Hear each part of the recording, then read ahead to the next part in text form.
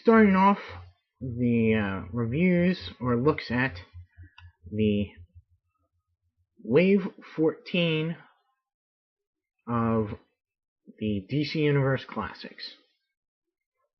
These are the Walmart exclusive Wave.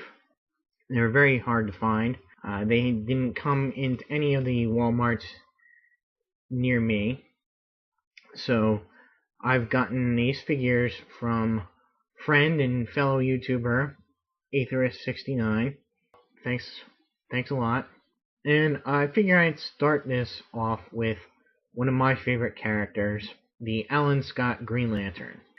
Taking a look at the back of the package here, and see his biography and statistics, along with the other figures in the wave: Commandy, Todd Rice or Obsidian, Tyr,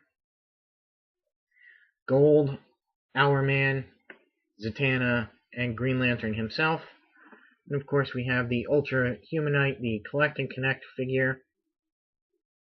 Now, when I first saw pictures of this guy online, months before they were supposed to come out, I was a little bit worried because of the sculpt of the face here, with the open mouth. I really didn't like it. I still don't like it, but the actual figure, it's not as bad as I actually thought it would be.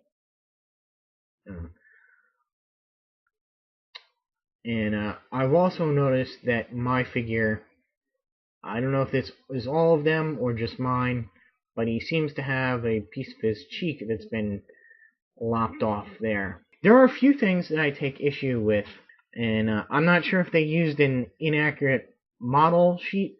There are three things that I think they could have done better. And the first thing is his Green Lantern symbol on his chest there. The second thing is the lantern. And the third thing is his ring. Now, while his ring is nicely sculpted on there in the shape of the lantern, and they have it on the correct arm, the left arm, they've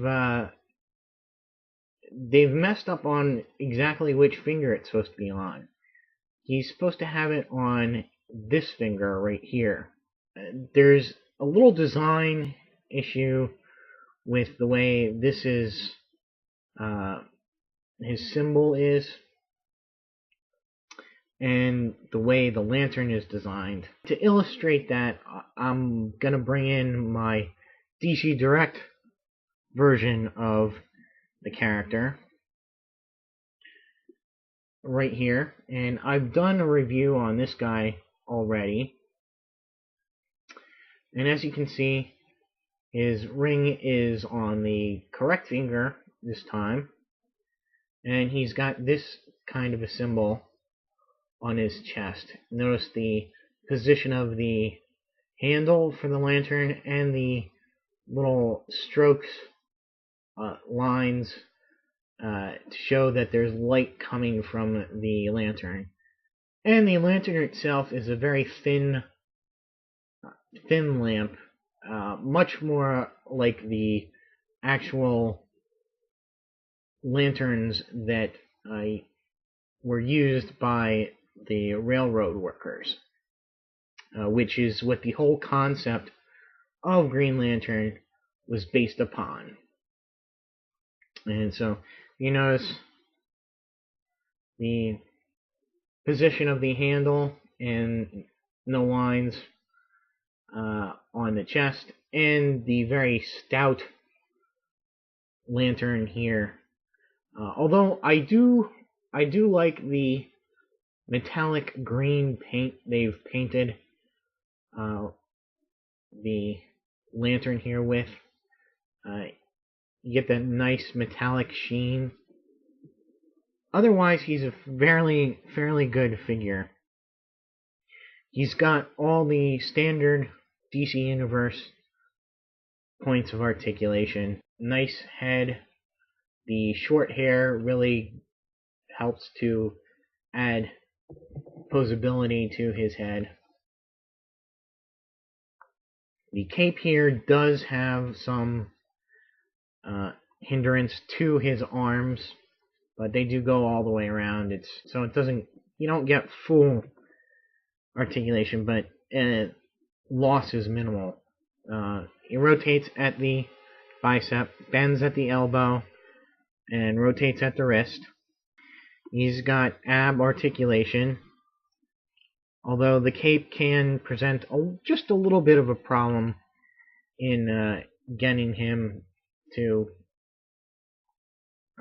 angle backwards. He's got waist articulation and the standard DC Universe leg articulation: forward, back, out to the side, rotate at the thigh, bend at the knee, and bend at the ankle. So for accessories besides his lantern, he comes with the collector pin. And he comes with the piece of the Ultra Humanite, the right leg here. Alan Scott, Green Lantern, first appears in All-American Comics number 16 in 1940. And he finds this lantern which speaks to him and tells him to forge this ring, and the ring will then give him various powers, all basically creating anything he can think of out of a mystical green flame. He uses this power to become a superhero, or as the term in the DC Universe back then was Mystery Man, and he becomes a founding member of the Justice Society of America, along with all the with other mystery men. He plays a very important role on the Justice Society up until the Justice Society is forced to retire in 1951 because they won't reveal their secret identities to the House Un-American Activities Committee. So, giving up the superhero business, he becomes the owner and CEO of the Gotham Broadcasting Company, which is a television station in Gotham City, of course. And he meets and marries a woman by the name of Rose Canton. However, Rose Canton has a multiple personality disorder. Her other personality is a violent criminal, and she flees she runs away from Alan, pregnant with his two twin children. And Rose dies and after giving birth, and her children are put up for adoption. So Alan Scott doesn't know that he has children out there. He goes on to marry a former foe, not Harley Quinn, but the Harlequin, Molly Mayne. So later on, his children discover that they have powers as well, become the Infinity Inc. members known as Jade and Obsidian, and eventually reconcile with or reunite with Alan Scott, and he learns their true heritage. Just as they start to get to know each other, unfortunately he is stuck for several years in a limbo dimension. Once he gets out of that dimension, he discovers the source of his power is the Star Heart, which fell to Earth thousands of years ago, having been created by the Owen Guardians, who would later go on to create the Green Lantern Corps, thus connecting the Golden Age Green Lantern with the current or Silver Age Green Lantern. Once he found out this, he thought of himself as a sentinel with this power, so he renamed himself Sentinel and absorbed the power of the ring and the battery into himself, so he no longer needed the ring or the battery to focus his power. However, he has since returned to focusing his power through the ring. Just recently, it was found out that the Starheart was actually sentient.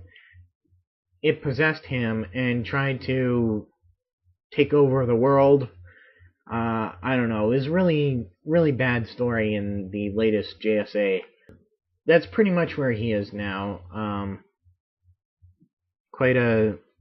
Like I said, he's quite an important part of the JSA. Although I'm not 100% on this figure, he is, for me, a must-have character. And the things that they get wrong are so small that I don't mind having him up on the shelf next to my other JSA members. If you're a big JSA fan, this guy is a must-have. With some unfortunate little things that they just didn't get right. Not exactly right. Sure, they tried, but it's still, I wish that they could have done just a little bit more. I have a feeling that we're not going to get a repaint or a reissue of this guy. So, this is it, I think. I guess that'll be it for Alan Scott, Green Lantern from Series 14 of the DC Universe Classics. So stay tuned for my next review, which will be on his son, Obsidian, or as they call him, Todd Rice, his real name. And until then, see ya.